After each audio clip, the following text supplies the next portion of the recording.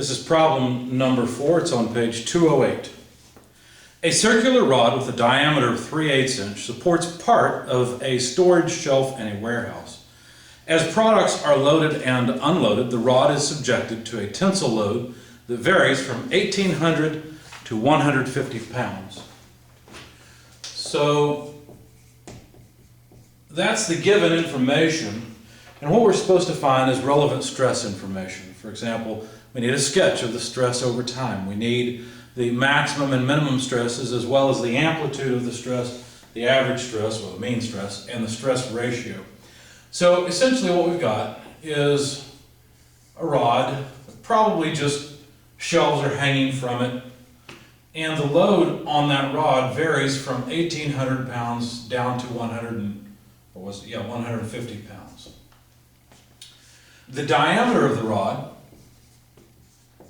D, is 3/8 of an inch, or 0.375 inches. Now, to solve this, it's pretty straightforward. All we need to do is, first of all, calculate the stress. The stress is force over area. Force varies from 1,800 to 150. The area is pi d squared over 4. So this is 4F over pi d squared. We could compute the area separately. In fact, I did. It comes out to 0.1104 square inches. Okay. So really what I'm going to do is take the force and divide it by 0.110, 4 square inches. Now I've rounded it off on my paper here, but I didn't in my calculator. So to get the minimum stress, I would just plug in the minimum force, 150 pounds force over 0.1104 square inches, comes out to about 1358 psi. To get the maximum stress, it's pretty easy. Plug in the maximum force, 1,800 pounds force over 0.1104 square inches, and that comes out to about 16,297 psi. So getting the stress ratio now is easy because it's always the minimum stress over the maximum stress. And if you notice, the only difference really is the area. So you can actually divide 150 by 1,800 to get the result, which is what I did in my calculator. It comes out to 0.083 repeating forever, and it is a non-dimensional number. So there are 3 of the answers we are supposed to find. The other was the mean stress, or the average stress. And the average stress is the maximum stress plus the minimum stress divided by 2. Well, the maximum's right here, the minimum's right there. Add them together, divide by 2. I won't write it down.